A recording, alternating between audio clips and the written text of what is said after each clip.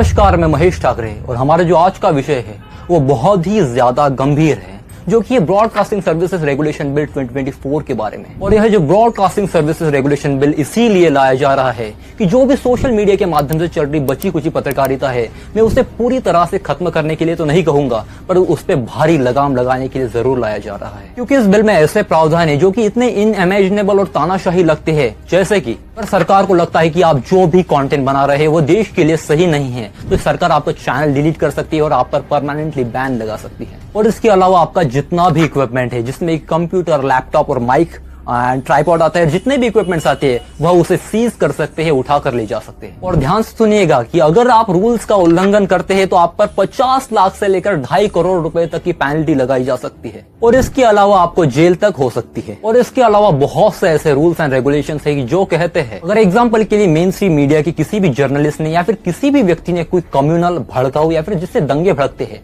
ऐसी बात की है, अगर मुझे उसे एक्सपोज करना है, उसकी कोई बाइट प्ले करनी है, उसके कोई क्लिप प्ले करनी है, तो सबसे पहले मुझे उससे परमिशन लानी पड़ेगी कि क्या मैं आपका कंटेंट यूज कर सकता हूं। क्योंकि इस बिल में जो फेयर यूज का कॉन्सेप्ट होता है उसे ही हटा दिया गया है। तो आप ही बताइए कि अगर मैं उस व्यक्ति की कोई क्लिप ही नहीं प्ले कर सकता उसे एक्सपोज करने के लिए, तो मैं कैसे उसे एक्सपोज कर पाऊंगा? तो क्या इसका मतलब यह है कि नरेंद्र मोदी सरकार, बीजेपी तानाशाही है? और मैं फिर से इस बात को स्पष्ट करना चाहूंगा कि हर जो पॉलिटिकल पार्टी पावर में आती है, सत्ता में आती है, चाहे वो कांग्रेस हो, बीजेपी हो, चाहे फिर कोई भी अन्य पॉलिटिकल पार्टी हो, पावर में आने के बाद वह जुडिशियरीज को, ईडी, आईटी, सीबीआई को और सेंसर बोर्ड जैसी अनेक गवर्नमेंट बॉडीज को मैनिपुलेट करना शुरू कर देते हैं। अगर सुप्रीम कोर्ट के जजेस रूलिंग गवर्नमेंट के फेवर में जजमेंट्स नहीं पास करते तो केस तो पेंडिंग हो जाता है, बट जजेस का टाटा गुड बाय जरूर हो जाता है। ईडी और सीबीआई की रेड्स भी उन पर ही होती है जो कि रूलिंग गवर्नमेंट को ज्यादा ही अपोज करते हैं, बट उन पर के केसेस जरूर हटा दिए जाते हैं जो कि बीजेपी में शामिल हो जाते हैं।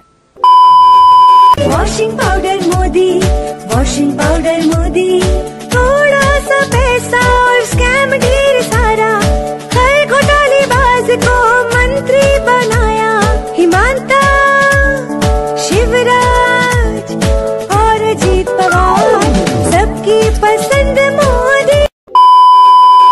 और इस बात में मैं सिर्फ बीजेपी को नहीं क्रिटिसाइज करूंगा, हर जो पॉलिटिकल पार्टी पावर में आती है, रूल में आती है, वो ऐसा ही करने की कोशिश करती है। पर यहाँ पर नरेंद्र मोदी सरकार उन सभी से 10 कदम आगे जाकर वह उन्हीं भ्रष्टाचार के आरोपियों को अपने पार्टी में शामिल कर लेते हैं, जिन भ्रष्टाचार के आरोपियों को नरेंद्र मोदी सरकार 2014 के बाद से भारी क्रिटिसाइज करती थी। मतलब जिन लोगों पर भ्रष्टाचार के भारी आरोप लगे हैं, कुछ पर सिद्ध भी हुए हैं और जिनको आप 2014 के बाद से भारी क्रिटिसाइज कर रहे थे, और आपने उन्हीं को अपनी पार्टी में शामिल कर लिया। इस प्रकार की बचकाना बातें किसी के गले नहीं उतरती, लोग मजाक उड़ाते हैं। और जिन लोगों पर भ्रष्टाचार के भारी आरोप लगे थे, बीजेपी पे शामिल होने के बाद 25 में से 23 लोगों को भी ईडी से राहत मिल जाती है, उन पर के आरोप हटा दिए जाते हैं। मतलब क्या ये कौन सी धांधलेबाजी है? आप दूसरी कक्षा के बच्चों को देख सकते हैं, वह भी इन्हीं की तरह बोलते हैं कि अगर तू मेरे टीम में नहीं आया तो तू तो गया बेटे।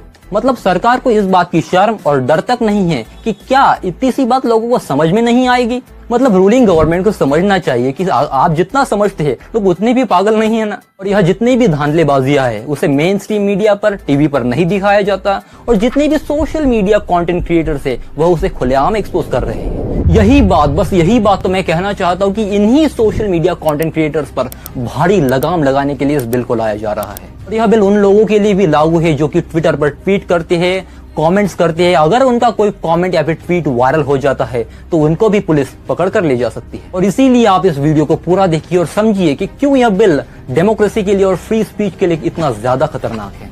और सबसे पहले मैं एक बात बताना चाहता हूँ कि मैंने इन्हीं कुछ दिनों में वीडियोस बनाना शुरू किए हैं, तो शायद मैं हर एक छोटे से छोटे पॉइंट को इतने अच्छे से एक्सप्लेन ना कर पाऊँ, बट आप समझने की कोशिश जरूर कीजिएगा कि मैं कहना क्या चाह रहा हूँ।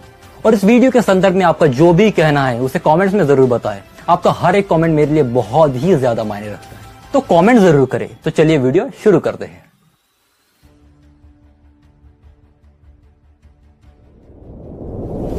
Hello friends, I am Mahesh Thackeray, watching me on channel. हमारा आज का टॉपिक है जो कि बहुत ही ज्यादा गंभीर है, जो कि ब्रॉडकास्टिंग सर्विसेज रेगुलेशन बिल 2024 के बारे में। सबसे पहले तो हम इसे समझते हैं कि ये ब्रॉडकास्टिंग सर्विसेज रेगुलेशन होते क्या है। यह ब्रॉडकास्टिंग सर्विसेज रेगुलेशन एक ऐसी बॉडी होती है जो कि रेगुलेट करती है कि न्यूज चैनल्स पर कोई ऑफेंसिव या फिर भड़काऊ चीजें या फिर जो झूठी चीजें चलाई जा रही है क्या, और अगर हाँ तो उस चैनल का लाइसेंस कैंसिल कर दिया जाता है और यहाँ तक कि वह जो न्यूज एंकर्स थे उनको जेल तक हो सकती है। सबसे पहले जो ब्रॉडकास्टिंग सर्विसेज रेगुलेशन जारी किए गए थे वो 1995 में सिर्फ और सिर्फ टीवी के लिए लागू किए गए थे।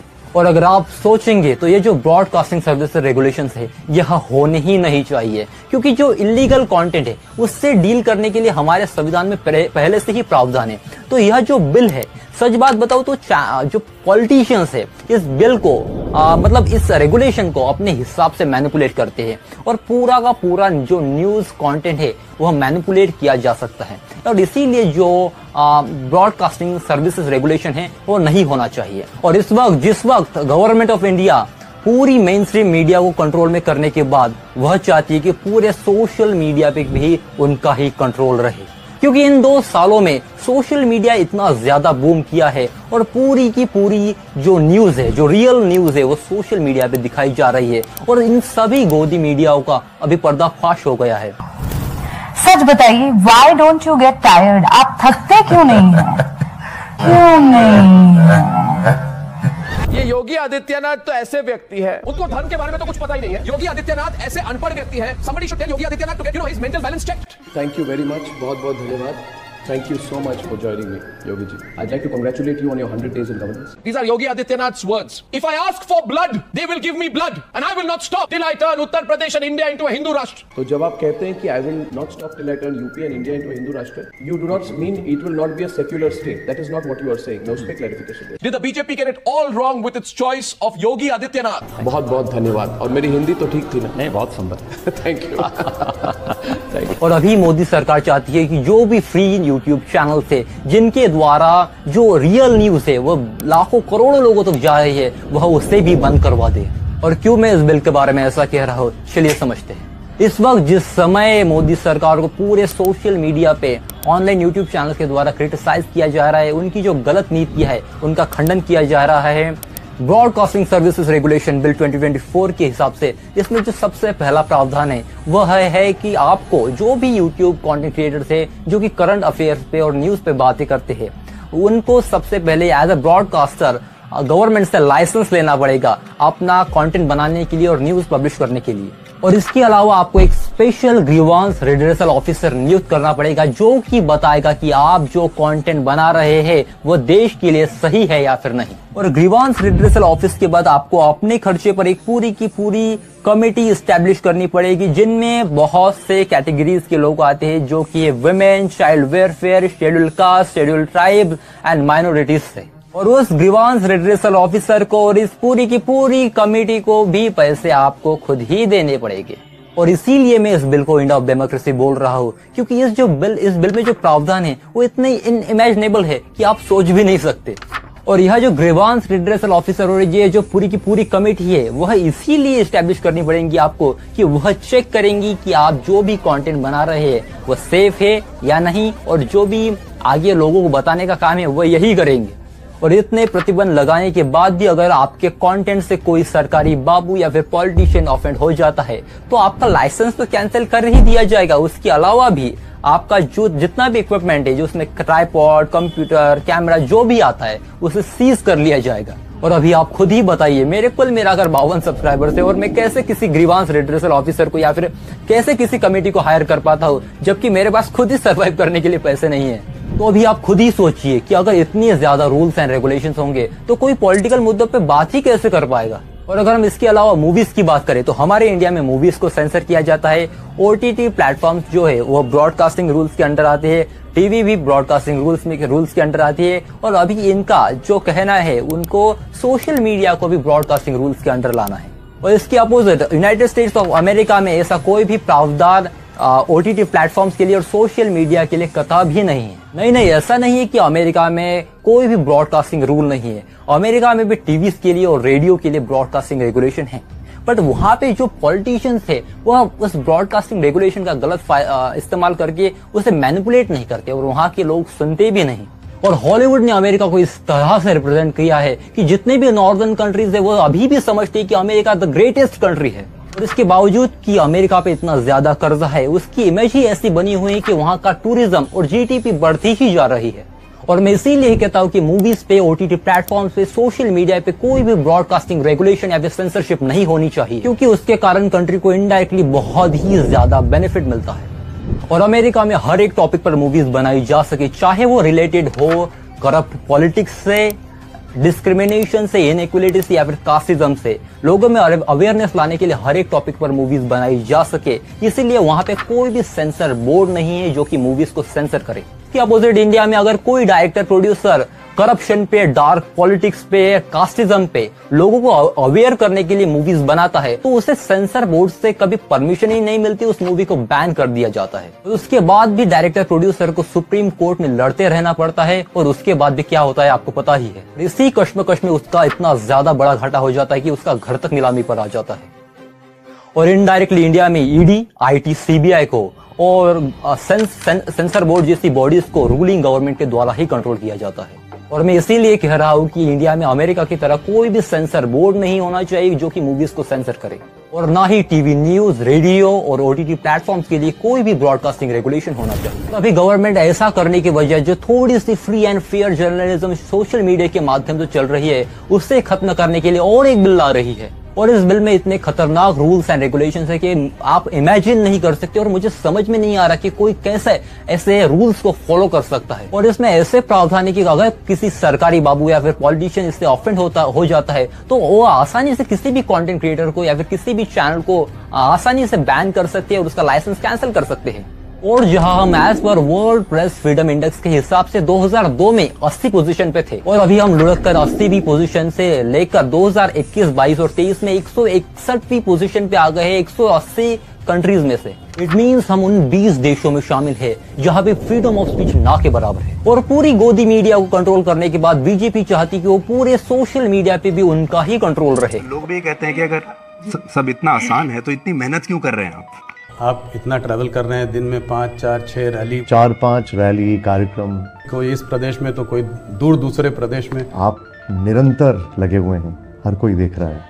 तो इस सब में आप फिट कैसे रहते हैं? इतनी ऊर्जा आप कहां से लेकर आते हैं? प्रधानमंत्री जी, आप इतनी मेहनत करते हैं, इतना काम करते हैं, आप वाकई थकते क्यों नहीं है? पूछता है Bharat, nation wants to know, आप इतने रिलैक्स्ड कैसे रहते हैं? इन छोटे मोटे प्रोग्रामों से कितना कमा लेते हो? यह सब इस वक्त है जिस वक्त यह बिल लागू भी नहीं हुआ है। और इसके अलावा नरेंद्र मोदी सरकार बोलती है कि इंडिया का डंका पूरी दुनिया में बज रहा है, बट जो वेस्टर्न मीडिया का पब्लिशिंग कंपनीज है जैसे कि US news and Forbes India, वह इंडिया को टॉप 10 मोस्ट पावरफुल कंट्रीज में शामिल भी नहीं करती है, जबकि इंडिया की आर्मी दुनिया की चौथी सबसे बड़ी आर्मी है। वह उन देशों को शामिल करते हैं जो कि बहुत ही छोटे छोटे हैं और उनकी पॉपुलेशन बहुत ही कम है, बट जबकि इंडिया दुनिया का सबसे ज्यादा पॉपुलेटेड कंट्री है, उसके बावजूद भी वो टॉप 10 मोस्ट पावरफुल कंट्रीज में इंडिया को शामिल ही नहीं करते। पर सच बताओ तो जो भी सारी की सारी वेस्टर्न कंट्रीज है, वह इंडिया को एक अफ्रीकन कंट्रीज की तरह देखती है, जहाँ पे कि पुअर्टी है, डिस्क्रिमिनेशन है, इनइक्वालिटी है और भारी भ्रष्टाचार है। और मोदी सरकार तो बोलती है कि इंडिया का डंका पूरी दुनिया में बज रहा है। भाई साहब, कुछ भी नहीं, सिर्फ बीजेपी की अपनी इमेज बनाने के लिए एक स्ट्रेटेजी है। इस पे कभी अलग से वीडियो बनाएंगे। और मैं बस इतना ही कहना चाहता हूँ कि यह जो ब्रॉडकास्टिंग सर्विसेज रेगुलेशन वाला बिल है, यह जो थोड़ी सी सोशल मीडिया के माध्यम से चल रही पत्रकारिता है, उसे पूरी तरह से खत्म करने के लिए लाया जा रहा है। और इस समय जो कंटेंट क्रिएटर्स है जो कि सरकार को क्वेश्चन करते हैं, उनकी गलत नीतियों पर उनको टोकते हैं, उनका खंडन करते हैं, इस बिल के बाद बहुत से कंटेंट क्रिएटर्स ऐसे ही खत्म हो जाएंगे। और जो बचेंगे वह सरकार से क्वेश्चन करना बंद कर देंगे, चाटुकार बन जाएंगे, या फिर अपना कंटेंट ही चेंज कर देंगे, और शायद ही आपको सच्ची पत्रकारिता देखने को मिले। और हर तरफ होगा सिर्फ और सिर्फ वाह मोदी जी, वाह वाह वाह, बिग थैंक यू।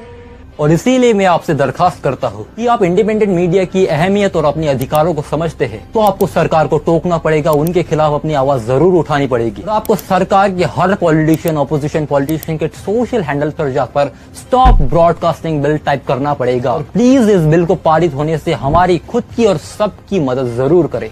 और अगर ये बिल पारित हो जाता तो फिर चाहे आप पे कितने भी अत्याचार हो, ना ही शायद आप किसी सरकारी बाबू या फिर पॉलिटिशियन के खिलाफ अपनी आवाज उठा पाएंगे, और शायद आपको अपनी पूरी जिंदगी गुलामों की तरह दबकर जीनी पड़े।